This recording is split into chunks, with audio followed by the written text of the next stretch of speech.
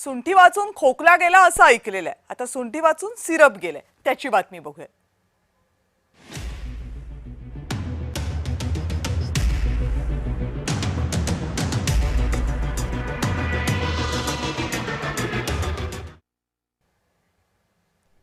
आला खोकला, गेलं मेडिकलमध्ये, घेतली कप सिरपची बातमी.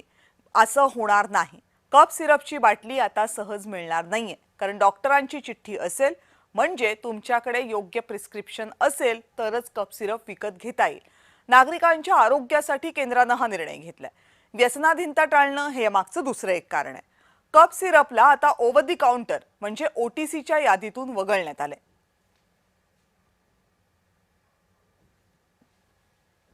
आता हे का केलंय, केंद्रीय आरोग्य खात्याने हे आदेश का दिलेत, याची माहिती जाणून घेऊयात.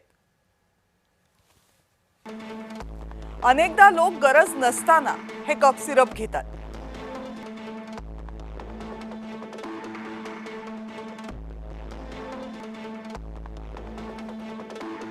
गरज नसताना जर तुम्ही कप सिरप घेतलं तर इतर कोणत्याही औषधाचं होतं तसं अनेक रुग्णांना याचा त्रास होतो, उपचार नाही. आणि याचे सगळ्यात गंभीर परिणाम म्हणजे यामुळे काही गंभीर आजार उद्भवू शकतात. खोकला होण्याला कारण अनेक असू शकतात, त्यामुळे ती कारणं न जाणता त्याच्यावर तुम्ही उपाय करायला गेलात तर त्याचा उपाय होण्याऐवजी अपाय होण्याची शक्यता जास्त आहे. विशिष्ट कप सिरप सर्व प्रकारच्या खोकल्यांना लागू होत नाही, हे ध्यानात न घेताच हे कप सिरप घेतले जातात.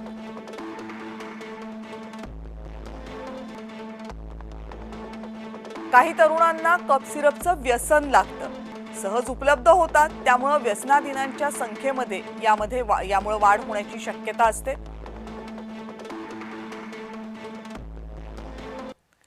विख्यात बालरोग तज्ञ आणि लेखक डॉक्टर अमोल अन्नदाते यांनी या संदर्भात अत्यंत महत्त्वाची माहिती दिली. पाहूयात.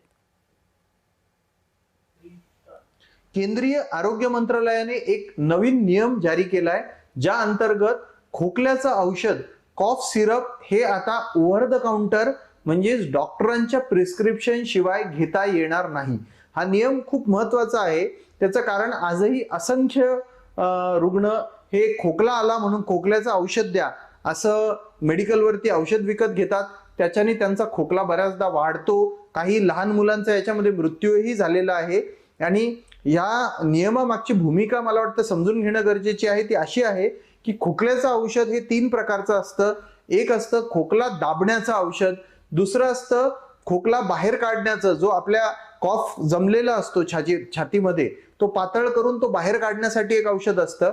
आणि तिसरं औषध असतं जे मेंदू मध्ये जे खोकल्याचे सेंटर्स असतात त्यांना सप्रेस करतं. तर डॉक्टर तपासणी करून रुग्णाची तेव्हा सांगू शकतात तपासणी झाल्यावर की या 3 पैकी कुठल्या खोकल्याचं औषध हे रुग्णाला द्यायला हवं. आणि सगळ्यात महत्वाचं, अनेक खोकल्याची औषधं जी आहेत त्यांचं व्यसन किंवा ॲडिक्शनसाठी वापर होतो. उदाहरणार्थ कोडीन, फोलकोडीन हे औषधं खूप कॉमनली अगदी विद्यार्थ्यांपासून ते ज्येष्ठांपर्यंत अशा प्रकारे व्यसनाधीनतेसाठी या खोकल्याच्या औषधाचा वापर होऊ नये म्हणूनही हा नियम खूप महत्वाचा आहे. आणि या नियमाचं पालन हे सगळ्या रुग्णांनी आणि सगळ्या मेडिकलच्या शॉप्स आहेत त्यांनी तंतोतंत करणं गरजेचं आहे.